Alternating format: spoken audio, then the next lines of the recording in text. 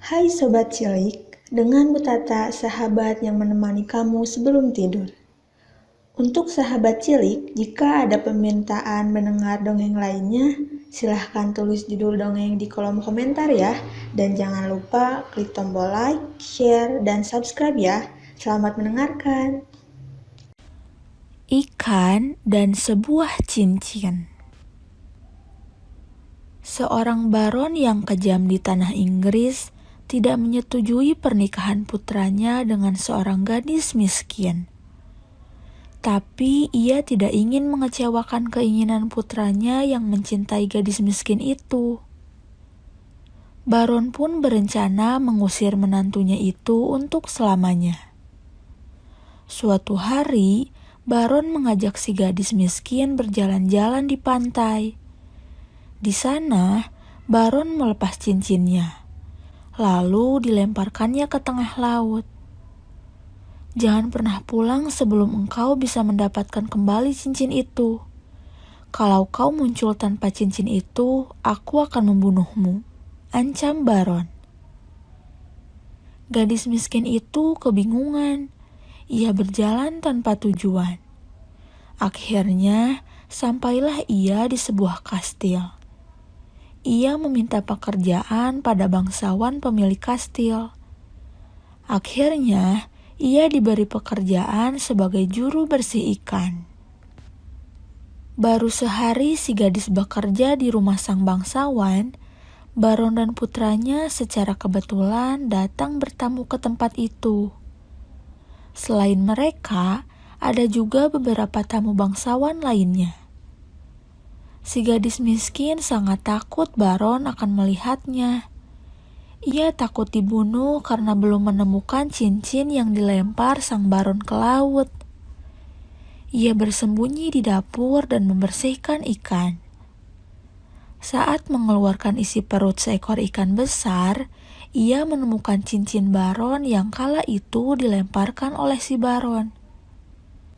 Sementara itu di meja makan, Baron memuji kelezatan masakan ikan yang disajikan tuan rumah. "Siapa yang memasak ikan lezat ini?" tanya Baron. "Suruh kemari pelayan yang memasak ikan ini," perintah bangsawan sambil tersenyum senang. Saat gadis miskin itu dibawa menghadap, Baron murka sekali melihatnya. Ia berdiri hendak memukul si gadis miskin. Tapi, dengan cepat si gadis miskin menunjukkan cincin Baron yang telah ditemukannya. Baron terkejut melihat cincin itu. Ia tidak mengerti bagaimana caranya cincin itu bisa sampai ke tangan gadis miskin. Baron terdiam lama sekali. Akhirnya ia sadar bahwa tidak ada seorang pun yang bisa melawan takdir. Gadis miskin itu sudah ditakdirkan menjadi menantunya. Akhirnya, ia menyuruh si gadis duduk di kursinya dan mengumumkan pada hadirin sekalian bahwa gadis itu adalah menantunya. Sejak saat itu, si gadis hidup bahagia selamanya dengan anak Baron. Pesan moral dari dongeng ini adalah, bersyukurlah terhadap takdir Tuhan, maka Ia mempermudah hidupmu.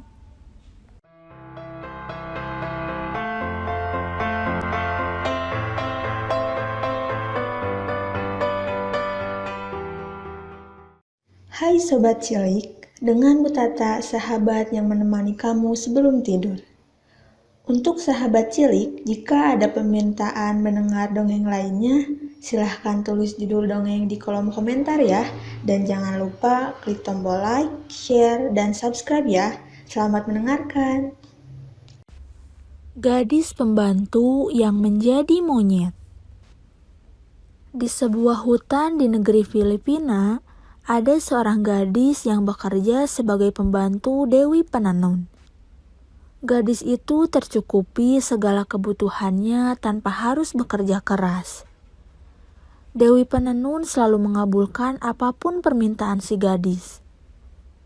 Suatu hari, Dewi Penenun memerintahkan si gadis untuk membuat pakaian. Sang Dewi memberitahu cara membuatnya.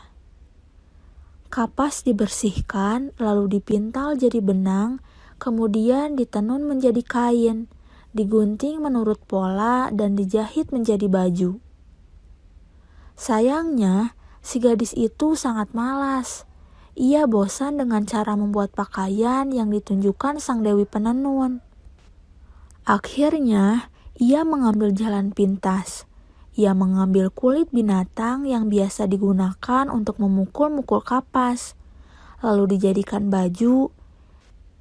Ia berpikir baju dari kulit itu akan lebih tahan lama dibandingkan baju dari kapas. Mengetahui si gadis yang tidak mematuhi perintahnya, Dewi Penenun menghukumnya dengan menempel baju dari kulit binatang ini di tubuh si gadis. Dewi Penenun juga menempelkan kayu pemukul di pantat si gadis. Jadilah si gadis pemalas itu menjadi seekor monyet yang memiliki buntut panjang. Jika engkau melihat seekor monyet berbuntut panjang, ingatlah si gadis yang malas dan tidak patuh itu.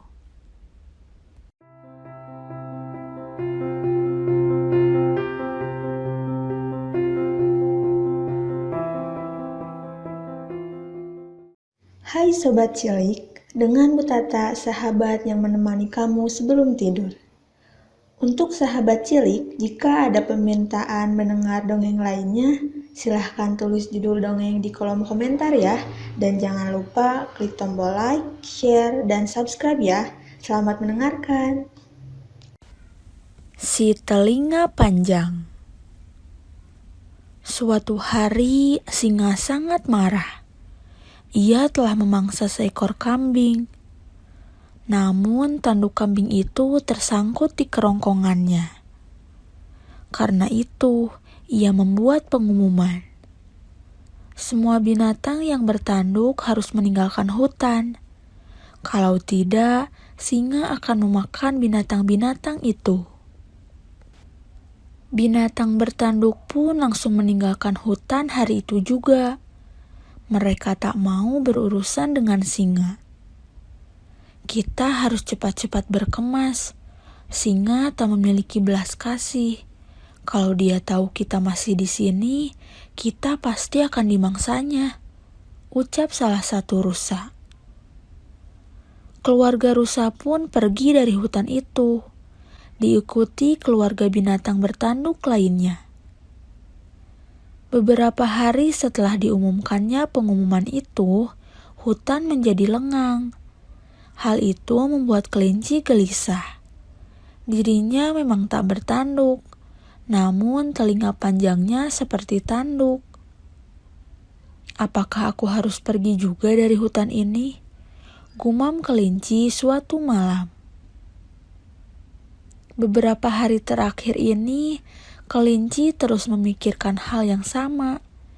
Ia tak mau singa memangsanya karena singa pikir kelinci memiliki tanduk.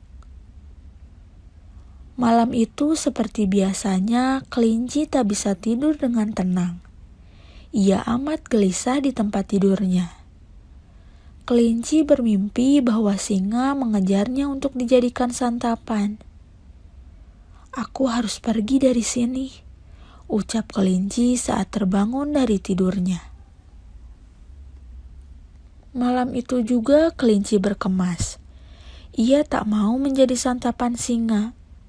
Meskipun singa mungkin tahu bahwa telinganya bukanlah tanduk, tetapi kelinci tak mau ambil resiko. Ia takut singa memiliki alasan lain untuk memangsanya. Saat pagi tiba, kelinci berpamitan dengan teman-temannya. Kau kan tak bertanduk, temanku? Tanya tikus. Memang benar aku tak bertanduk, tapi lihatlah, telingaku sangat panjang. Aku tak mau membuat singa memiliki alasan untuk memangsaku, jawab kelinci. Teman-temannya mengerti. Mereka pun melepas kelinci dengan berat hati. Esok, jika mereka saling merindukan, kelinci berjanji akan mengunjungi mereka.